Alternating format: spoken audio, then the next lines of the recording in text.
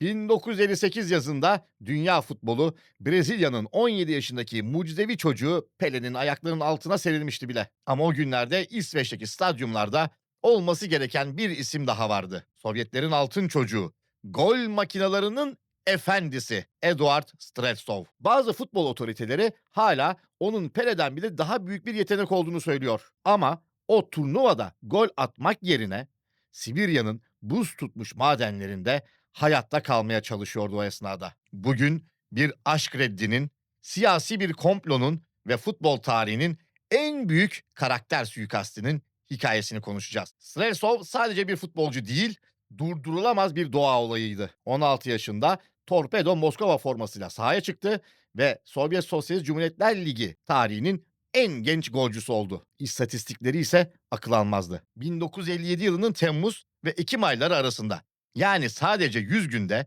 çıktığı 21 maçta tam tamına 31 gol atıyordu. Bu her 3 günde bir gol demekti. Milli takıma seçilmesi için çok genç diyenlere cevabı ise sahada verdi. Dönemin futbol devlerinden İsveç'e karşıydı mücadele.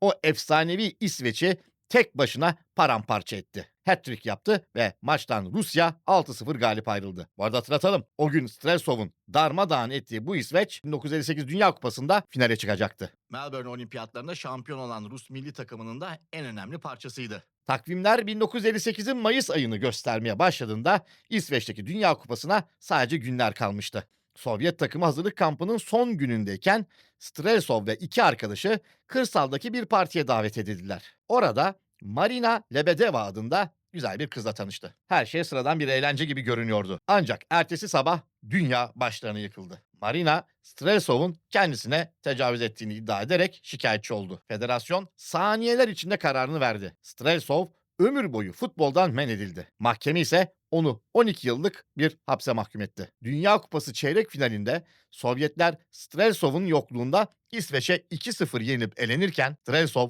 çoktan Sibirya yolunu tutmuştu bile. Peki bu olay o kadar basit miydi? Aslında hayır. Bu davanın arkasında Kremlin'in soğuk intikamı vardı. Sovyetlerin en güçlü kadını Yekaterina Furseva kızı Svetlana'yı Streltsov ile evlendirmek istiyordu ve bunun için girişimler yapmıştı. Ama Eduard bu teklifi "ben zaten nişanlıyım" diyerek reddediyordu. Hatta alkollü bir anında "o çirkin kızla asla evlenmem" demiş ve bu herkes tarafından duyulmuştu. Tabii bu herkes tarafından duyulan sözler Furseva'ya da ulaştı. Streltsov'un kaderi sahadaki rakipleri değil, gizli servis tarafından yazılmaya başlanmıştı o andan itibaren. O tecavüz davası aslında bir dahiye diz çöktürme operasyonuna dönüşmüştü. 5 yıl boyunca Sibirya'nın madenlerinde taş kırdı. Ancak Sibirya madenlerindeki işçilerin büyük bir desteği ve o destek neticesinde on binlerce toplanan imza onu 1965 yılında yeniden sahalara döndürttü. Vücudu bitmiş, saçları dökülmüştü ama futbol zekası hala oradaydı. Sonuçta